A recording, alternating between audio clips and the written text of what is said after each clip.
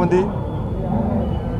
ఇన్ని సంవత్సరాలు ఈ దేశాన్ని పాలించినటువంటి కాంగ్రెస్ పార్టీ, బాబాసాహెబ్ అంబేద్కర్ గారు ఒక గొప్ప మనసుతో, ఒక గొప్ప ఆలోచనతో, మహోన్నతంగా ఒక గొప్ప రాజ్యాంగాన్ని అందించినటువంటి మహనీయుడు బాబాసాహెబ్ అంబేద్కర్ గారు.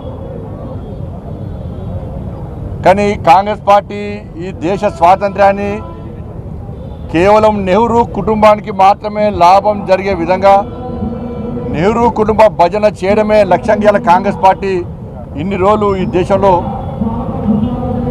వ్యవహరించింది. చరిత్రను తెరమరుగు చేసే ప్రయత్నం కాంగ్రెస్ పార్టీ చేసింది. అందుకే భారతీయ జనతా పార్టీ ఎట్టి బస్సులో చరిత్రను తెరమరుగు చేసే ప్రసక్తి లేదు.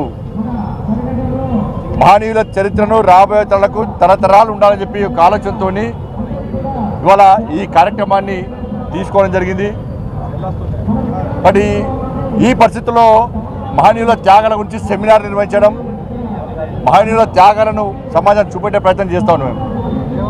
కానీ కాంగ్రెస్ పార్టీ ఏ రోజు కూడా ఎటువంటి కార్యక్రమం నిర్వహించలే. ఈ దేశాన్ని వర్గాల పేరుతోని, మతాల పేరుతోని, ప్రాంతాల పేరుతోని ఈ దేశాన్ని చీల్చింది కాంగ్రెస్ పార్టీ. మైనార్టీ సంతుష్టీకరణ విధానం అవలంబిస్తూ చీల్చింది కాంగ్రెస్ పార్టీ.